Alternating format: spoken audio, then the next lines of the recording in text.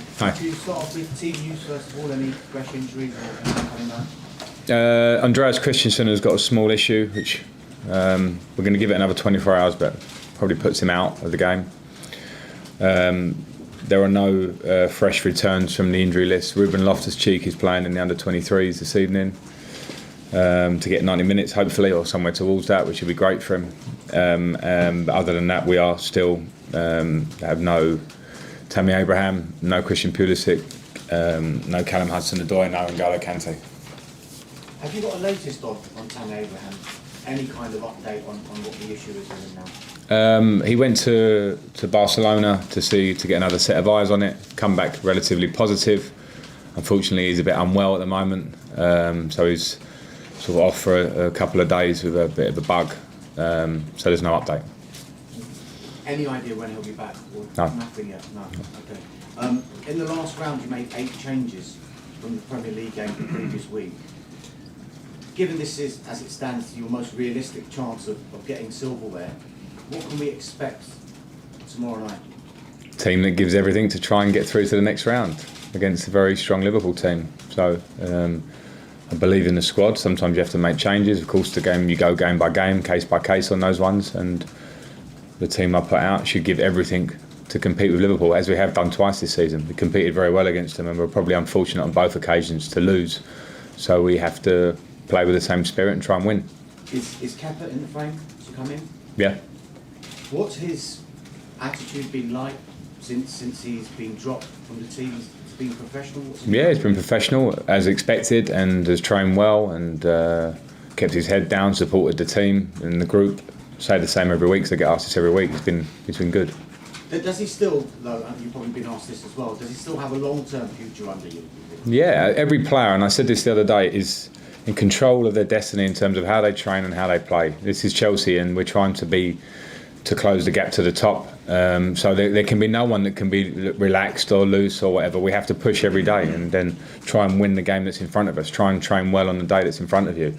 Of course, in the summer, then we look at the group as a whole and think, how can we improve? But there are no decisions or no thoughts beyond the game tomorrow night, as far as I'm concerned. How difficult is it to prepare for an FA Cup game against Liverpool, given what they've done in the previous round? It's not just been Premier League players who have come in and out. It's been a very, very young team, hasn't it? Yeah, and they've been fantastic, but I will presume Liverpool will put out their strongest team, or there or thereabouts, which we see most weeks in the Premier League, which has been fantastic. We'll presume that, I presume that, knowing that whatever team they put out will give us a very difficult match.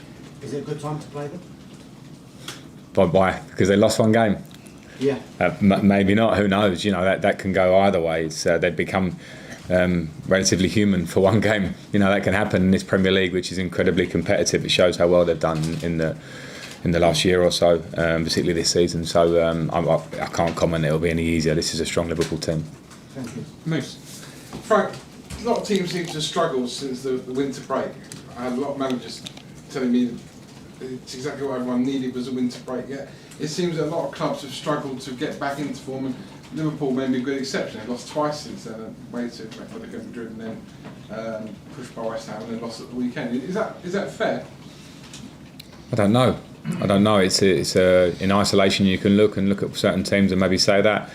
I'm guessing they're getting beaten by teams that also had a winter break, so you could look at it the other way around. You know what I mean? I don't know. I think personally with me, I just think with Liverpool, they're just now had a couple of results like the rest of us do. They've been out on their own this season, and that's been an incredible feat from Jurgen Klopp and the whole squad and the club. And they've just become, as I say, slightly normal. I wouldn't put that on the break, and maybe with the break, sometimes you can look at it in a short term and question it. Sometimes you can maybe question whether it's better for teams, not in those week or two after the break, but what it does for the run into the end of the season. Is there any more pressure on you and the team tomorrow to win, because this club loves winning silverware and normally every season does win something? I feel only the usual pressure for the reason that you said. I don't think normally winning something is something that I think is a phrase that is gone out of the Premier League, unless you're Man City or Liverpool, pretty much, you know, in the last couple of years, because they've made so many strides and have gone out on their own slightly. So we have to understand that the landscape has changed. and try and bridge the gap. And every competition we go into, going with the same thought: we want to win it. But realistically, we'll have to be at our best, obviously, to at first beat Liverpool tomorrow. How does it feel playing these games in a midweek, different nights of the week? Don't mind it. Yeah, it's good. I don't mind it. I understand the busy schedule. Sometimes we can all moan about it for our own little reasons, but the FA Cup's a huge competition. Evening games bring about a different atmosphere, and when you're drawing against someone like Liverpool, then that's a bit of the game that we all want to be involved in. And finally, you've mentioned you're going to put out the strongest squad you can to win the game, or a squad to win the game. There are players here that are beginning to need games, like Joe Tomori, who started the season with you and hasn't played for a while. Played on the weekend. Yeah, but probably. I know what you mean, and I'm aware of that. That's squad football, and from within, from my point of view, you have to see what you see every day and try and pick an 11 to win each game. John, sorry, didn't mean to kill you. No, don't worry. Frank, how are you finding it? Is this season harder than you thought it was going to be? No, I had my eyes open when I came into it, and I had a hard season at Derby last year, finished nearly very well, but there were some moments there where it's tough. This is a job. What my hard problems are what another manager's hard problems are somewhere else. They're all pretty relative. This is the nature of the job. I'm very aware of it. Do you have to be a little bit patient as well? Just obviously the summer's going to be massive for you in this club, isn't it? Just to get through to there. Yeah, I mean, yes, because my first feeling and how I am means I'm not very patient, and that's part of how I am as a sports person than I was as a player. I want more every day. I want more the next day. I want it yesterday. But in the situation when you become realistic, and I'm here in my job as the manager, I have to look at it and say, well, there's other things, variables around it, and patience has to be in the game for us for sure. As you say, Liverpool have lost. There's been an unbelievable run. When you were a player, when you go through, and not obviously never been through that kind of run, but when you have an amazing run like that and you lose, is it hard when you start again? No, I wouldn't say it's an exact science. We can't say it makes it easier or makes it worse. It's just a reaction for the players. So with the type of player they have, the type of manager they have, it can be a wake-up call in a good way as well. So, it depends how you take that. I'm guessing when you look at them, they look like a team of fantastic professionals and a manager who's very driven. So things like that maybe can make this game even harder for us. Okay, last two, Nazar and then Nick to finish. Hi, good afternoon. I just wanted to ask you, Chelsea, you obviously came to the club and there was a bit of an injury problem. There's a few injury problems when you came in, and this club generally has a really good record with injuries down the years. But now we're hitting another period where there's a lot of people out. Is there a kind of a relevance to all the different injuries, why they're coming at this period, and why Chelsea have been hit by a particularly difficult one of injuries now?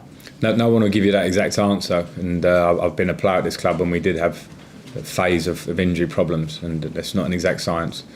What I will say is I agree with you. When we came into the club, injuries overlapping from last year were huge. N'Golo Kante, Tony Rudiger, and Ruben Loftus-Cheek, who's yet to kick a ball. Callum Hudson-Odoi, Willian had an injury at the start of the season from an international. So they were there from last year. It's definitely been an issue, and now we have another bulk. Christian Pulisic now out for 2 months, and N'Golo Kante has played 50% of our games, and he generally plays 100% of the games or there or thereabouts. So I think it's been slightly looked. People have looked in slightly different directions with us, with the transfer ban and the youth, but it's been a big issue for us, without a doubt. To lose N'Golo Kante, for me, one of the greatest midfield players in the world, I think pretty much for everyone who watches him, and Ruben Loftus-Cheek, one of the most exciting English midfield players in the Premier League, is a huge loss for us. There can be a tendency to maybe put a blame game when there's a lot of injuries. I was just wondering if some people have said maybe the the fitness isn't as good under you or whatever.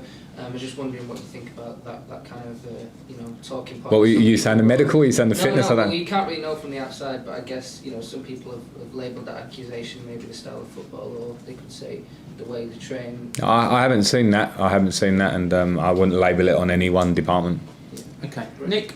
Just with Tammy and Christian, I know obviously you're not sure when they'll be back yet, but are you concerned now about their injuries and how long they might be sidelined for? It's obviously frustrating. The same concern, yeah, this is certainly frustrating for them. Particularly Christian has had a big phase out now and he's desperate to get back.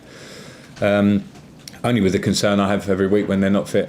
and so it's no greater. I'm hoping when I'm not giving an answer, it's not like I'm looking into the distance and I can't see the answer. I'm hoping that they might be fit over the next week or two. I just can't say that with clarity because they've both had their issues, so that's been a difficult one. But my concern remains the same as it always has been, I suppose. Okay, thank you. Cameras off, please.